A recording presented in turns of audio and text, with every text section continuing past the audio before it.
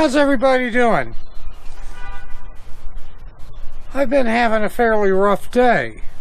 Today is the day that I was supposed to start digging a trench this morning. It's only about 130 feet. Gotta go through one bunch of roots. Shouldn't be too bad. It's a good way to test out that piece of garbage. Well, we don't know if it's a piece of garbage, but it is cheap. Cheap little crappy chainsaw that I got for Father's Day. Because I have a feeling this thing's going to need help getting through a few roots. So it's a good way of abusing it. But I woke up and my hot water heater went kaput. And it's only about 3.5 years old. It came from Home Depot. It's a Reams, I believe is what it is, Home Depot. And it's only 3.5 years old, has 9-year warranty on it. Had to call the Ream 1-800 number, and they set up a claim number.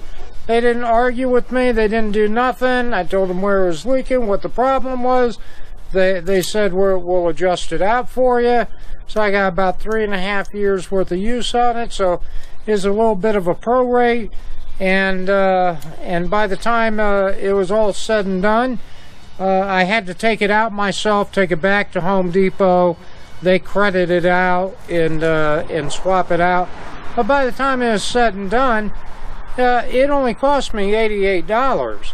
Now for most people, you know, they have to pay the labor charge to have it removed, carried over to Home Depot, have the new one brought back and then installed. But you know, I'm fortunate in that, you know, I also am a plumber, and doing this kind of job isn't going to take very long at all, especially a direct swap out. It's only going to take, I don't know, 30 minutes. It's more of a pain in the butt to get it into the basement than it is to connect it up. It's not a big deal at all. But I've only got this trencher for a short period of time. Came from Falls Tool Rental. I've been using them for years. They are a good tool rental company. I really like them. And they don't gouge you on their rates like a lot of other people do. And so I use them as often as I possibly can. And good local business to support. But we've got about 130 feet worth of trench to dig. And now I'll show you what we're going to do here real quick. But gotta get this thing off, get it set up, and ready to go. They said if I have it back by 5 o'clock, I don't think I will, because I have to mess with the hot water tank also. But if I got back by 5 o'clock, I'd save even $50 more. And they're already less expensive than everybody else. So I'm going to try and hammer down and not clown around with this little video too much. But nonetheless, we're going to record the project. So, all right.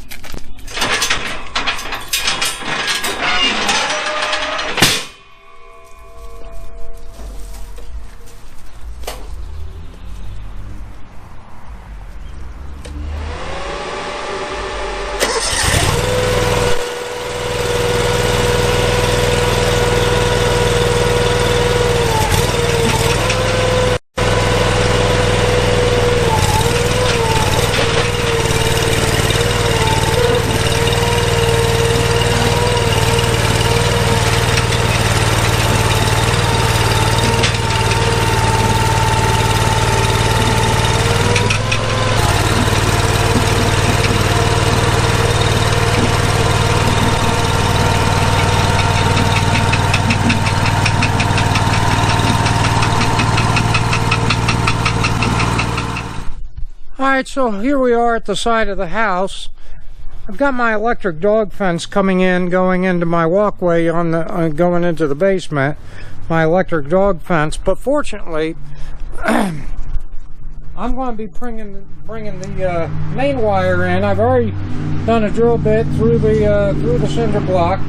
I like to know exactly where I'm going, where I need to start, and of course where I need to end. So we're going to walk this way. I think there's a song about that, walk this way. We've got some roots to go through here. I'm going to try to avoid as much as I can. Isn't that right, Kimber? And we're going to bring it this way. Are you walking with me?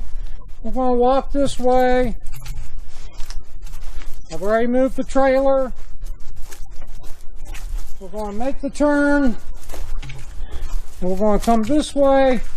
I got to move this garbage because this is where we're going in. And so I still got to move that, but that won't take but a minute. Then we'll go on the back side. Here's my cable here. It's 4 gauge, so it's rated, you know, 70 amps for 4 gauge generally, but we're only going to be running 60. You can get as high as 85 amps on a 4 gauge wire. Problem is the temperature rating. So you know, when the hotter it gets, the less amps it should be carrying. So, you know, 70 amps is always safe, and of course I'm only going to be running 60. So I'm not the least bit concerned about it at all. And so that is the project that we got going for us. And I still have to do the hot water heater, but the floor, I had to clean up the floor, get all the puddles off the concrete so it can dry out over the next couple hours and I can put the new one in.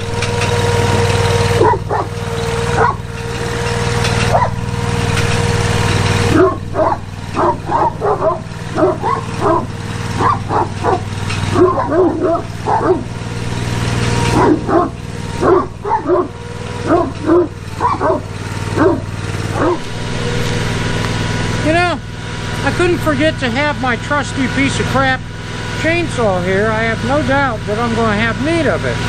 We're really going to put it to the test. You know you're never supposed to take a chainsaw into the dirt, but guess what we're probably going to end up doing? Yeah, we're going to put it through its paces.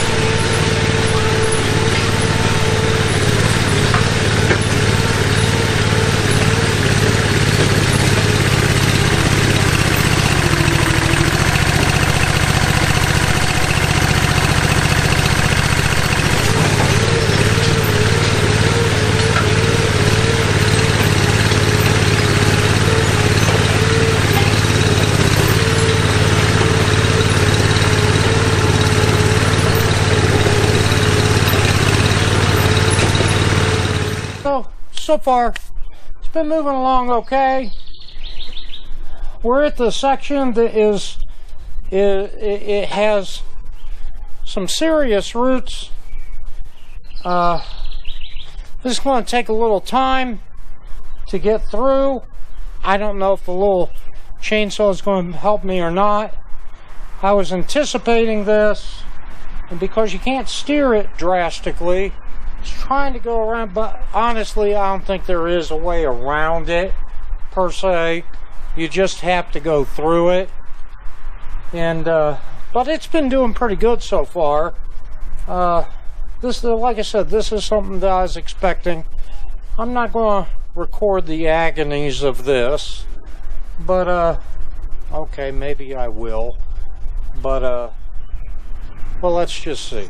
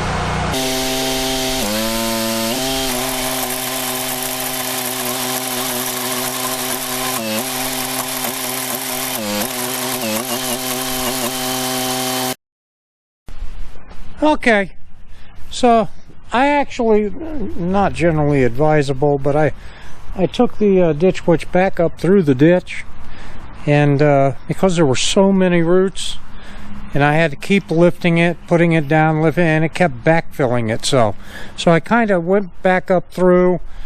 It's kind of tough to do that. People that work with them all the time know that that's a pain in the butt.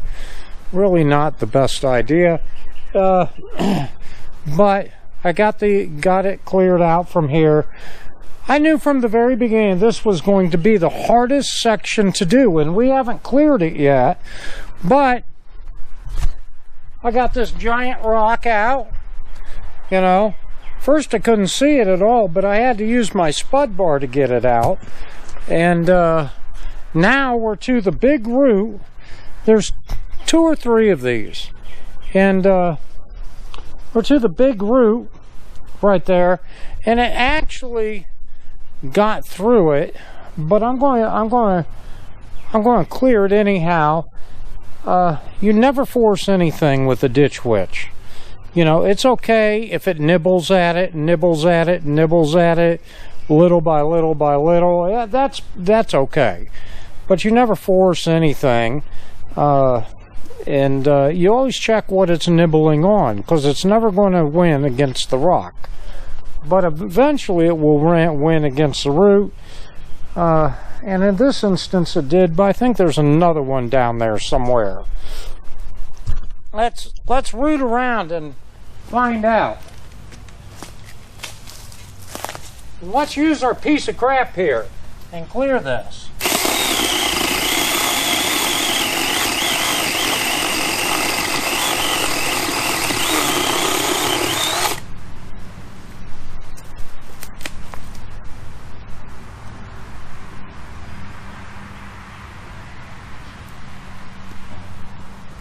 So there's a whole cluster.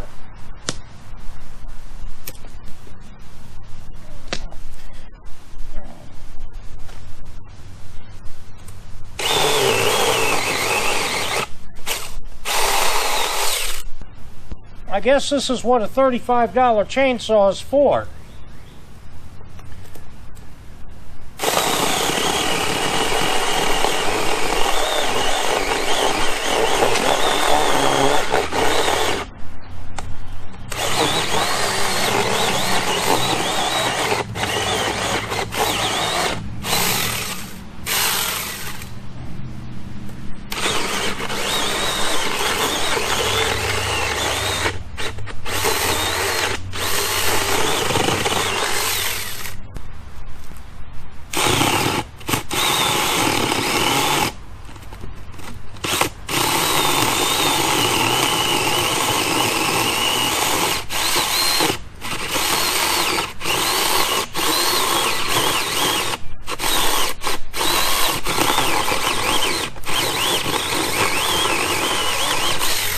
Oh, I can smell that little $35. Holy cow.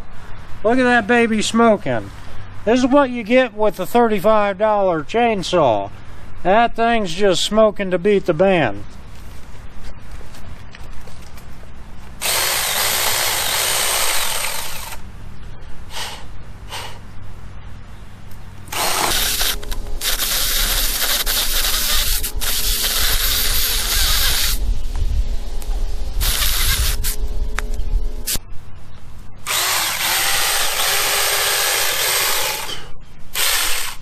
$35. However you pronounce the name, I have no idea. So, I'm going to take a few minute break. I don't get to take much of a break, but I've pretty well have cleared the tree. So, that's great. But as you can see, the dirt is primarily built up on the left side. Well, I'm coming to the trailer now. And I have a tractor. We can't forget about that. And granted, getting ready to use the tractor absolutely sucks. There's no doubt about it. Holy cow, that tractor makes you work. But if you think you're getting a tractor so you don't have to work, yeah, Yeah, that's a load of crap right there. All right, don't buy into that. It's a load of hooey. But anyhow, what I'm going to do is I'm going to flip the machine around. I'm going to go to the end over here, past the trailer, and I'm going to start cutting back this way and intersect this line. That's the only thing I can do at this point. And then I'll take it around. I'll take it around the block to the back of the garage. So, but as for now, take a break, flip the thing around, start cutting the other way. So, I'm pretty happy about the progress so far. It's been slow, but like I said, you can't force anything.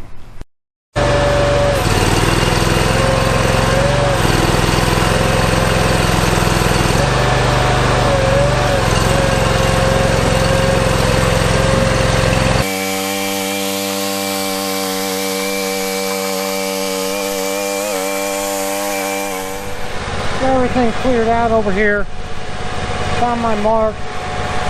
Ran the drill through the wall. Lets me know exactly where I want to be, where I want the wire to come up through and on the inside. Got it all lined up out here. I'm ready to start trenching.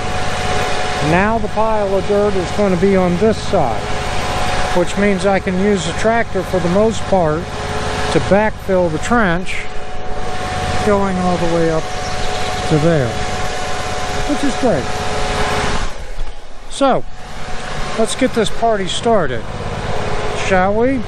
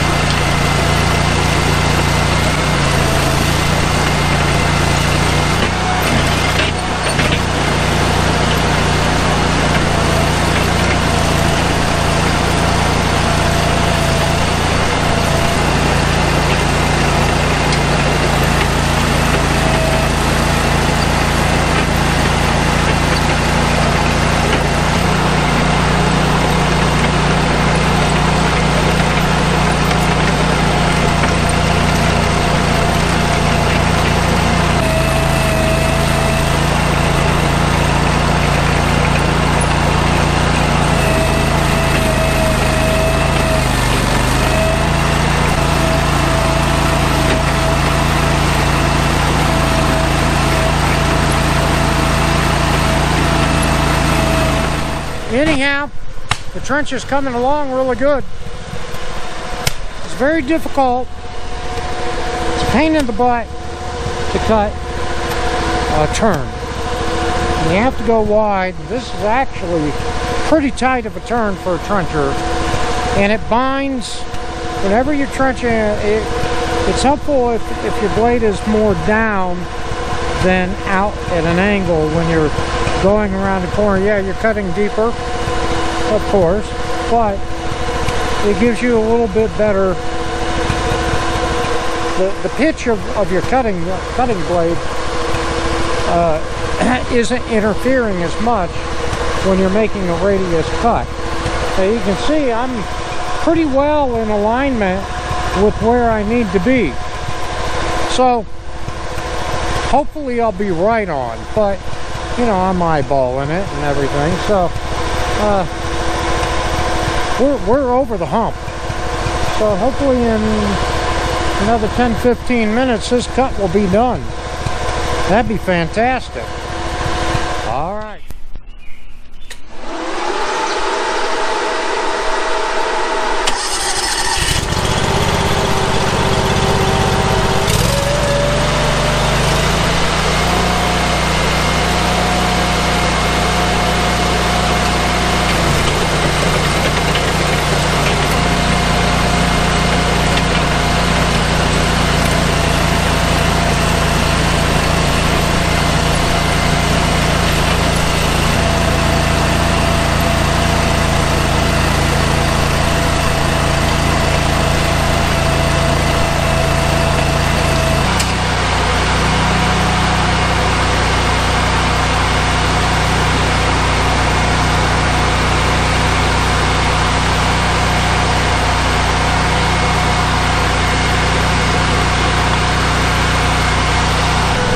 see, if you look close, I had the machine pointing the other way and I backed it up, and then to create tracks so that I could follow it. Hopefully it leads me right into the other cut. So let's see what happens.